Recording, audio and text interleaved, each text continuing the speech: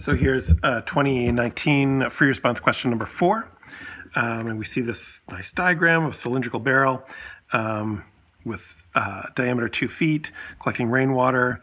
So we want to sort of take a step back and take an overview, like what kind of thing are we doing here? So we can see that there's a dH/dt, and we can see that they've given us a formula relating volume and radius and height, and they've asked us to find the rate of change of the volume. They've given us a rate of change, and they've asked us to find a rate of change. So that's a related rates problem, at least part A, and I found that the different parts are actually quite different. But so looking at part A, we're really looking at related rates. Now I wrote out for you guys a long, like 7-step program for doing related rates. Here's a condensed version now that you guys have sort of gone along and done a lot of things. The condensed version is we need to find an equation relating one or more variables. We need to differentiate implicitly. Then we need to substitute any known values, and then we need to solve for the unknown values. And that's just a Reader's Digest version of those 7 steps that I gave you before. So also, we're in good shape for the first part because they just gave us an equation relating one or more variables. So, and also this is worth noticing that they gave you the formula for volume of a cylinder. That's not one that you have to know. Volume of a cylinder, volume of a sphere, surface area of cylinder, sphere. You don't have to know those. You do have to know the volume and surface area of a rectangular prism.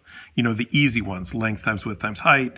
You can get the surface area of a rectangular prism by just thinking about the sides. They're all rectangles.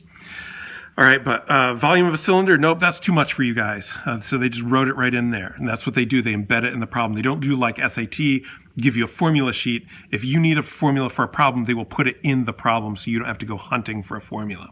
That's in all of the AP questions.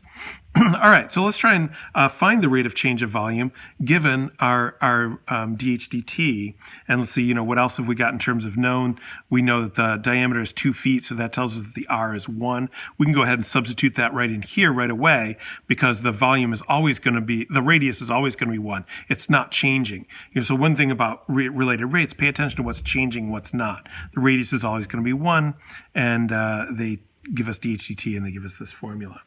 All right, so let's just start with the formula, the equation relating two more variables. So I have V equals pi r squared h. Let's use the fact that the r is constantly 1. Since the diameter is 2, the radius is constantly 1. So I can rewrite this easier. It's just V equals pi h. So that simplifies my work quite a lot.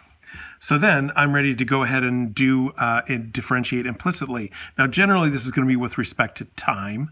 Not always, but usually with respect to time. So we're going to say dV dt equals, so this is just pi h, the derivative is just going to be pi dH dt, right? So the derivative of pi h would just be pi. I put on a dH dt because I'm doing a derivative of a function in h, but I'm doing it with respect to t. All right, then let's go ahead and substitute in our known values. So this relates all our changing variables, and they ask us to find dV dt, the rate of change of volume. So that's dV dt, what they're asking us to find, when the height is 4 feet. All right, so when